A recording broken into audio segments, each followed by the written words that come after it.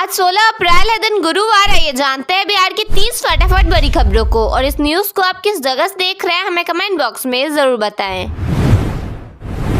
सम्राट चौधरी ने बिहार के 24वें मुख्यमंत्री के रूप में शपथ ली। शपथ ग्रहण के बाद उन्होंने नीतीश कुमार के पैर छूकर उनका आशीर्वाद लिया। वहीं जेडीयू की ओर से विजय चौधरी और विजेंद्र यादव को डिप्टी सीएम बनाया गया है।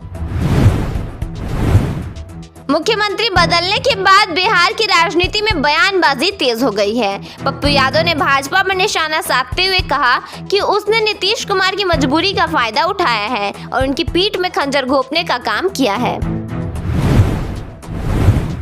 पशुपति पारस के अस्पताल में भर्ती होने की खबर सामने आई है। इस दौरान चिराग पासवान उनसे मिलने पहुंचे। मुलाकात के दौरान उन्हें कहा कि अब तुम्हारे ऊपर बड़ी जिम्मेदारियां हैं और सब कुछ तुम्हें ही देखना है। खबर में उनकी हालत गंभीर बताई गई है।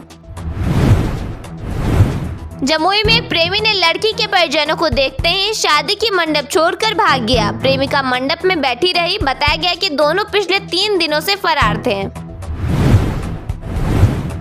थानेदार अभिषेक रंजन पर 17 साल में 50 करोड़ रुपए कमाने का आरोप लगा है। बताया गया कि डील के बाद वह चाय की दुकान पर पैसे रखवाता था। साथ ही उसे ताज होटल में ठहरने और महंगे मोबाइल रखने का भी शौक था। वैशाली में मिड डे मील में कीड़े मिलने के बाद बच्चों ने हंगामा किया। मामले के बाद एनजीओ की ओर से बच्चों को वैकल्पिक भोजन के रूप में बिस्किट बांटे गए। घटना की जांच शुरू कर दी गई है। भोजपुर के एक निजी अस्पताल में भर्ती एक गर्भवती महिला की मौत हो गई। आरोप है कि डॉक्टर ने ऑपरेशन के दौरान यूरिन की थैली सिल दी थी। बताया गया कि ऑपरेशन के करीब 4 घंटे बाद महिला का पेट फूलने लगा, जिसके बाद उसकी हालत बिगड़ गई। मुंगेर में बीपीएससी परीक्षा से पहले सॉल्वर गैंग के 21 सदस्यों को गिरफ्तार किया गया है। बताया गया कि यह गिरोह परीक्षा का प्रश्न पत्र लीक करने की साजिश में लगा था। पुलिस मामले की जांच में जुटी है।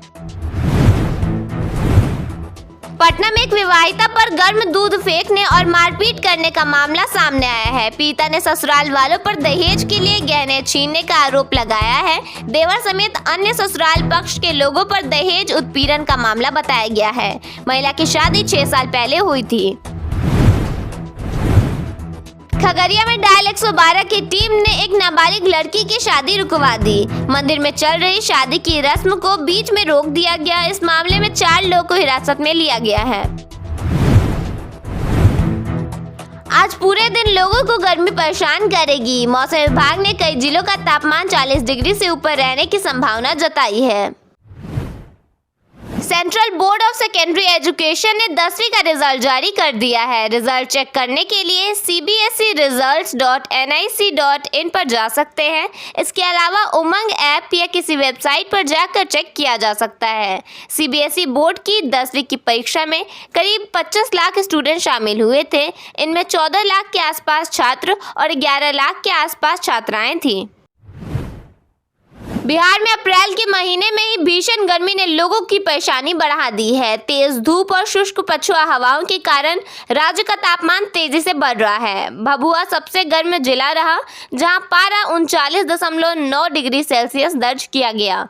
मौसम विभाग ने बताया है कि अगले 3 से 4 दिनों में तापमान 1 से 3 डिग्री तक और बढ़ सकता है। वहीं 18 अप्रैल से पटना, गया, बक्सर, रोहतास और औरंगाबाद समेत दक्षिण और मध्य बिहार के कई जिलों में लू का असर तेज होने की आशंका है, जिसके लिए येलो अलर्ट जारी किया गया है। इन इलाकों में तापमान 40 डिग्री से ऊपर जा सकता है और हीट स्ट्रोक का खतरा भी बढ़ेगा। बिहार में नई सरकार का गठन हो गया है। बीजेपी और एनडीए के नेता सम्राट चौधरी ने मुख्यमंत्री पद की शपथ ले ली है। वे बिहार के 24वें मुख्यमंत्री बन गए हैं। पटना के लोक भवन में राज्यपाल सैयद अता हसनैन ने सम्राट चौधरी को शपथ दिलाई। जेडीयू नेता विजेंद्र प्रसाद यादव और विजय कुमार चौधरी ने उप मुख्यमंत्री पद की शपथ ली। बिहार की सत्ता अब सम्राट चौधरी के हाथ में है। एनडीए विधायक दल की बैठक में नीतीश कुमार ने खुद उन्हें अपना उत्तराधिकारी घोषित किया और अब वह राज्य के नए मुख्यमंत्री बन चुके हैं। लेकिन यह सफर जितना ऐतिहासिक है उतना ही चुनौतीपूर्ण भी। सवाल यह है कि क्या सम्राट इन कांटों के ताज को संभाल पाएंगे। बिहार में सत्ता परिवर्तन के बाद पूर्व मुख्यमंत्री नीतीश कुमार ने नए मुख्यमंत्री सम्राट चौधरी को भावुक बधाई दी है। शपथ लेते ही उन्होंने सम्राट चौधरी के नेतृत्व पर पूरा भरोसा जताते हुए कहा कि उनके नेतृत्व में बिहार देश का नंबर 1 राज्य बन सकता है। उप मुख्यमंत्री बनने के बाद विजय चौधरी ने कहा कि यह जिम्मेदारी उन्हें नीतीश कुमार के भरोसे की वजह से मिली है। उनके जैसा कोई दूसरा नेता नहीं हो सकता। विजय चौधरी ने स्पष्ट किया कि सरकार नीतीश कुमार की नीतियों और विकास मॉडल पर ही आगे बढ़ेगी। तेजस्वी यादव ने सोशल मीडिया प्लेटफॉर्म एक्स पर सम्राट चौधरी को उनकी उस पुरानी प्रतिज्ञा की याद दिलाई जिसमें उन्होंने नीतीश कुमार को मुख्यमंत्री पद से हटाने की कसम खाई थी। तेजस्वी ने तंज कसते हुए लिखा, सिलेक्टेड मुख्यमंत्री नीतीश कुमार जी को गद्दी से उतारने की अपनी प्रतिज्ञा पूर्ण करने पर बधाई। उन्होंने सम्राट चौधरी को सिलेक्टेड मुख्यमंत्री संबोधित करते हुए यह संदेश देने की कोशिश की कि यह जनादेश की नहीं बल्कि जोड़ तोड़ की सरकार है। बिहार के नए मुख्यमंत्री सम्राट चौधरी ने पद संभालते ही अपनी प्राथमिकताएं साफ कर दी हैं। शपथ लेने के बाद पहली बार मीडिया से बातचीत में उन्होंने स्पष्ट कहा कि राज्य में विकास का पहिया नरेंद्र मोदी और नीतीश कुमार के मॉडल पर ही आगे बढ़ेगा। उन्होंने राज्य की समृद्धि का संकल्प दोहराते हुए कहा कि जिस रास्ते पर बिहार ने पिछले 2 दशकों में सुशासन और स्थिरता की नींव रखी है, उसी पैटर्न को और अधिक मजबूती दी जाएगी। बिहार के स्मार्ट मीटर उपभोक्ताओं के लिए राहत भरी खबर है। अब उपभोक्ता अपने स्मार्ट मीटर को प्रीपेड या पोस्टपेड किसी भी मोड में चलाने का विकल्प खुद चुन सकते हैं। पहले केवल प्रीपेड मोड में ही बिजली इस्तेमाल करनी पड़ती थी, यानी पहले रिचार्ज करना जरूरी था, लेकिन अब जरूरत के अनुसार हर महीने बिल भरने वाला पोस्टपेड तरीका भी अपनाया जा सकता है। हालांकि स्मार्ट मीटर लगवाना सभी के लिए अनिवार्य रहेगा। गया जिले के सभी 24 प्रखंडों में कस्तूरबा गांधी आवासीय बालिका विद्यालयों में नए सत्र के लिए मुफ्त नामांकन शुरू हो गया है। कक्षा 6 से 12 तक की छात्राओं को निःशुल्क शिक्षा, आवास, भोजन और दैनिक उपयोग की सभी आवश्यक सुविधाएं मिलेंगी। बिहार सरकार ने जमीन की ई-मापी के लिए नई शुल्क व्यवस्था लागू कर दी है। अब शहरी क्षेत्रों जैसे नगर निगम, नगर परिषद और नगर पंचायत में जमीन की मापी कराने पर प्रति खेसरा 1000 रुपये, जबकि ग्रामीण इलाकों में प्रति खेसरा 500 रुपये शुल्क देना होगा। राजस्व एवं भूमि सुधार विभाग के अनुसार ई-मापी के लिए आवेदन और फीस जमा करने की पूरी प्रक्रिया अब बिहार भूमि पोर्टल पर ऑनलाइन होगी। इससे लोगों को सरकारी दफ्तरों के चक्कर नहीं लगाने पड़ेंगे और वे घर बैठे ही आवेदन, भुगतान और प्रक्रिया की जानकारी ले सकेंगे। सरकार का कहना है कि इस नई डिजिटल व्यवस्था से जमीन मापी का काम पहले से ज्यादा आसान, तेज और पारदर्शी होगा। साथ ही जमीन विवाद कम करने में भी मदद मिलेगी।